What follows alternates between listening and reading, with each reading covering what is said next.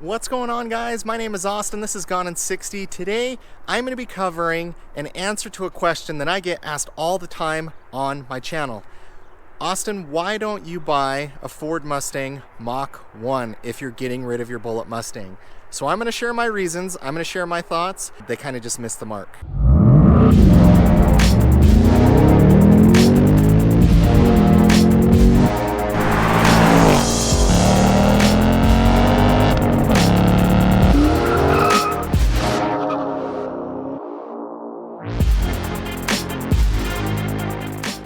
Alright guys, so let's just jump into it. I'm selling my 2020 Ford Mustang Bullitt. For me, I'm going to cover if I would ever buy another Mustang, but in this video, I just want to cover an answer to a question that honestly I get asked all the time is, Austin, why don't you buy a Mach 1?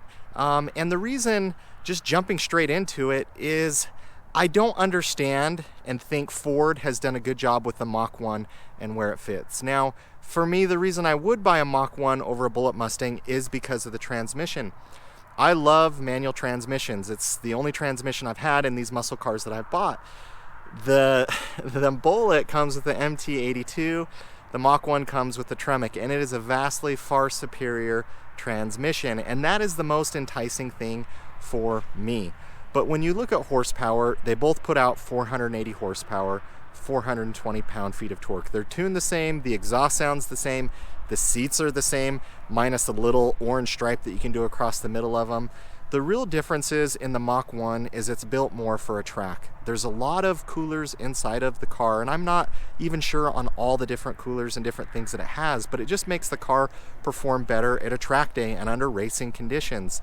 However, when you spec out these cars, my car has pretty much every single option that has other than a couple mechanical things. My car's MSRP was $53,000. I got it for $44,000.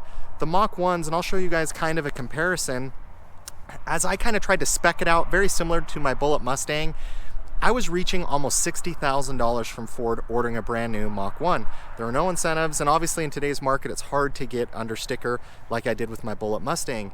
However, just when I think about it, I want the Tremec transmission, but really when it comes down to it, I'm not tracking my car, and if I'm spending $60,000 roughly after taxes to get a track-focused Mustang, honestly, I would rather try and get a Camaro, 1LE, or even at that price point at $60,000 for another $4 or $5 grand, I can get into a brand new ZL1. And the Camaro chassis does amazing, and it will eat up a Mach 1. And so for me, it just doesn't make sense. Now, if Ford had priced that similarly to the Bullitt Mustang, yeah, maybe I would consider it because it has that Tremec transmission, and I just think it's vastly superior. But all of the options, all of the interior stuff, the B&O sound system, all of the features and functionality, it's all the same. The digital gauge display, it's really just a different package Bullitt Mustang. And to raise the price to basically option out the cars the same at $7 grand more, I don't think its transmission's worth $7 grand more, although I've hated the MT82 and the Bullitt. I just don't think Ford has done a good job, number one, marketing the Mach 1, and two, where they have priced it at. I think if they priced it a little bit more competitively, it would compete better. But I can get a 2SS 1LE Camaro for around $50,000. Now, if you don't want all of the features that the 2SS has, that's fine. If you want to get the 1SS 1LE, you're looking in the mid-40s. So mid-40s to almost 60 for cars that are going to basically do the exact same track times.